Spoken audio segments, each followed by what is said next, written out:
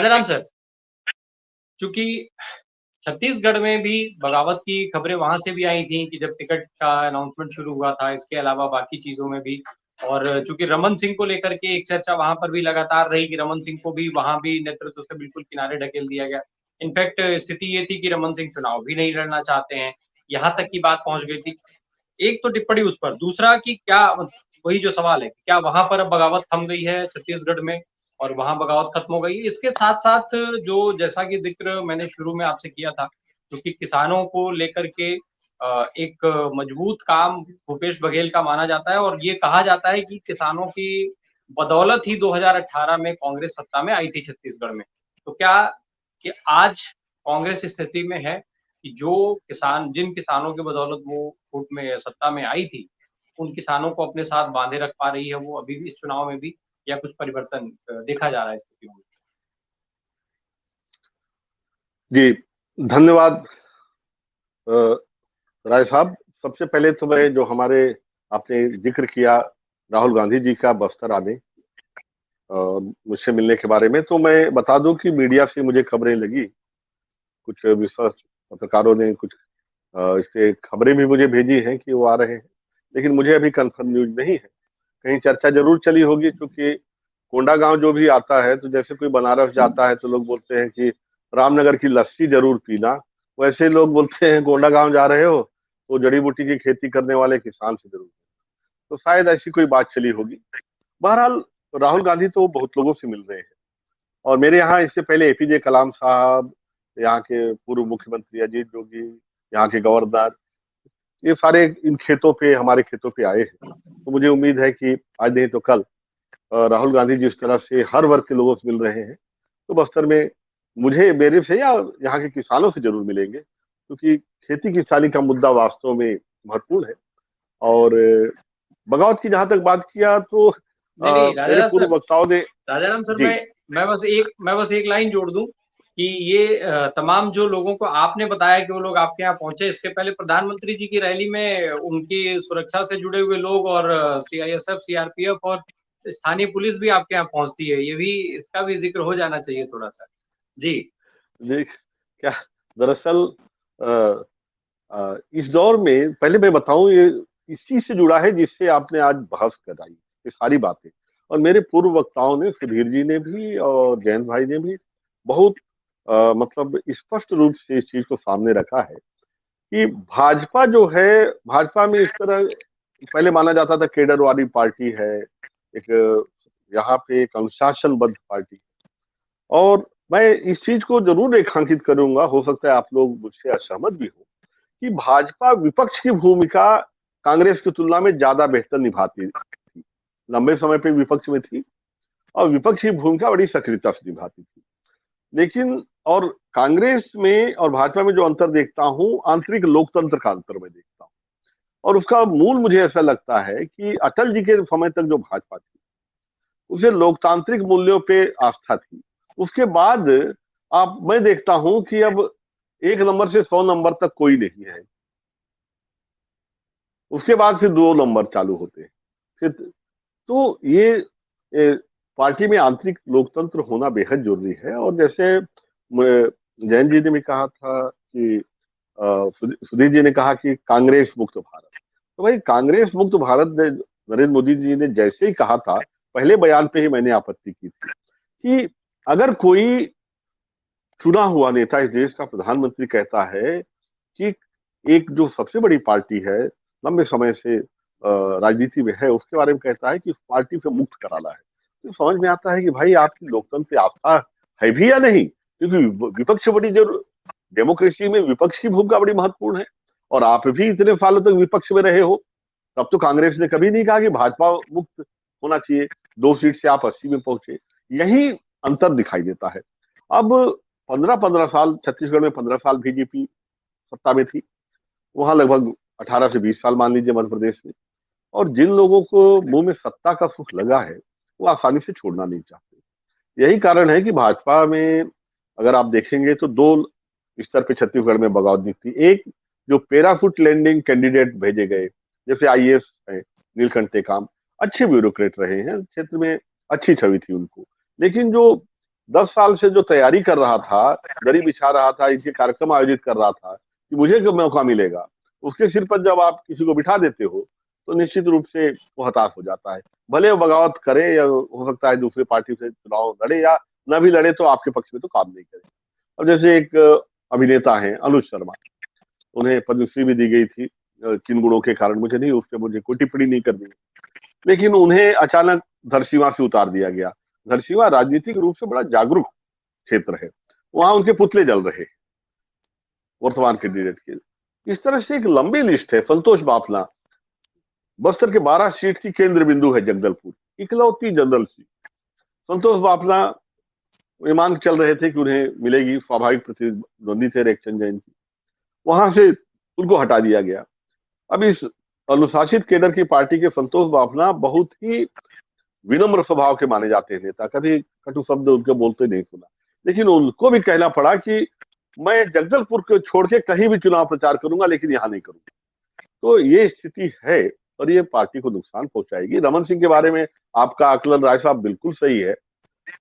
रमन सिंह जी शुरुआत से ही, बल्कि उन्होंने कही दिया था, एक बड़ा आरोप ही लगा दिया था केंद्रीय नेतृत्व पे कि किसानों का जो बोनस का मुद्दा 270 रुपया भाजपा ने वादा किया था जो, और 300 रुपया जो किया था, वो हम नहीं दे पाए, वो हार का कारण था।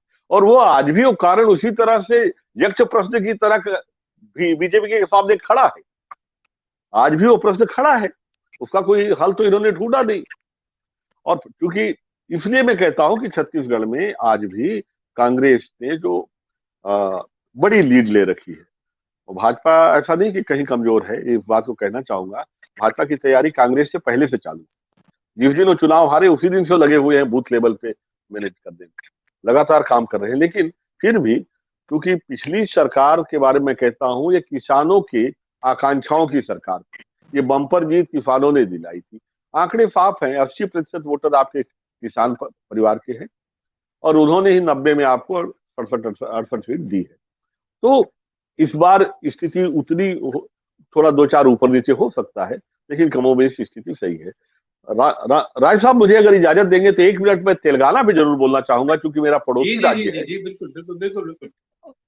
तो मैं जो देख रहा हूं तेलंगाना में, वहां पे 6 गारंटी शब्द जो कांग्रेस दे रही है, उसका महत्वपूर्ण शब्द मैं मानता हूं, क्योंकि छत्तीसगढ़ में इन्होंने जो वायदे किए थे उनको पूरी करने की ईमानदारी से कोशिश की, कुछ खामियों को छोड़ के। तो पड़ोसी देश है प्रदेश है तेलंगाना, तो वहां के किसान भी छत्तीसगढ़ के कृषि में जो स्थिति आई, जो कांग्रेस ने वादे पूरे किए, उसको देख रहे हैं।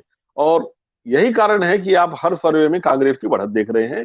और जो 6 गारंटी दी है, मेरा मानना है वो अमोघ अस्त्र साबित हो सकते हैं।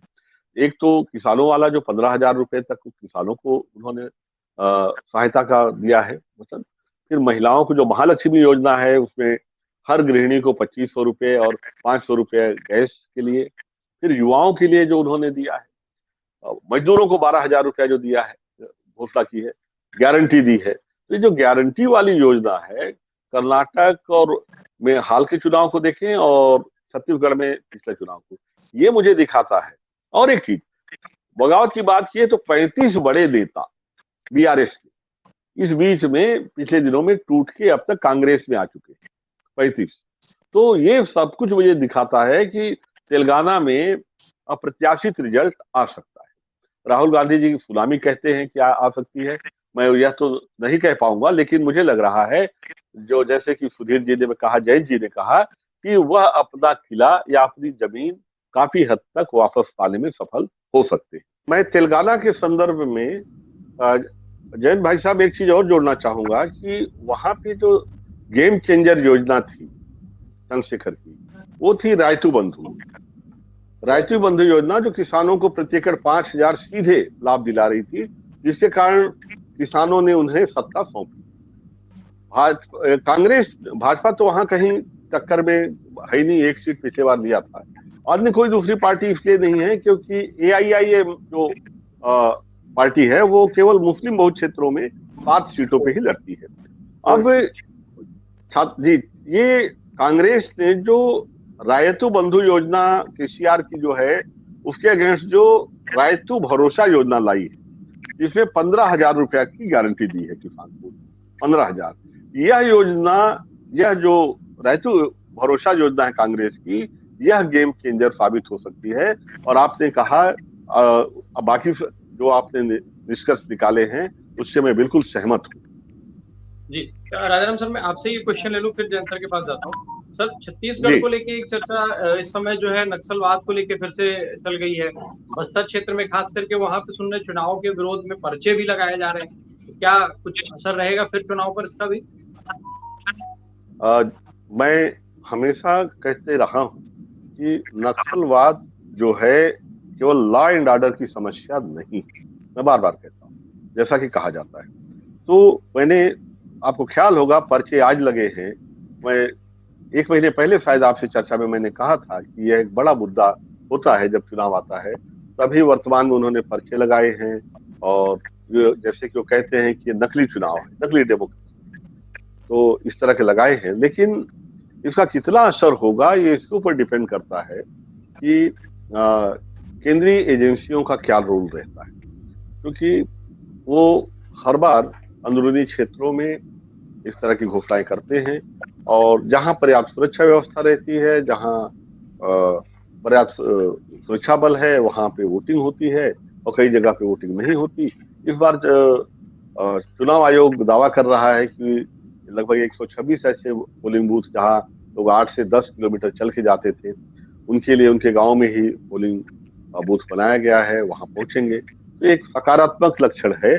बाकी यह जब सही सलामत निकल जाए, क्योंकि हर साल चुनाव में यहाँ पे एक बड़े उमेश मंडावी एक हास्य कवि है, उनकी कविता एक चुनाव बड़ी मशहूर है, अगर कहेंगे तो। कविता मैं नहीं पढ़ूंगा, उसमें यही कहा गया है कि हर पत्नी कहती है कि आप कुछ यूं तो करते नहीं, लेकिन चुनाव में ड्यूटी लगवा लो। कम से कम आप वहां शहीद हो जाएंगे तो कम से कम 5 लाख रुपया तो मिल जाएगा,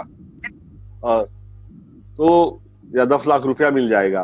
तो एक मजाक या हंसी में कही जाने वाली हर हास्य के पीछे एक गंभीर दर्द भी होता है। तो कई बार चुनाव कर्मी यहाँ शहीद भी हुए हैं और हिंसक रहा है, कई बार गाड़ियां उड़ी हैं, आप जानती हैं।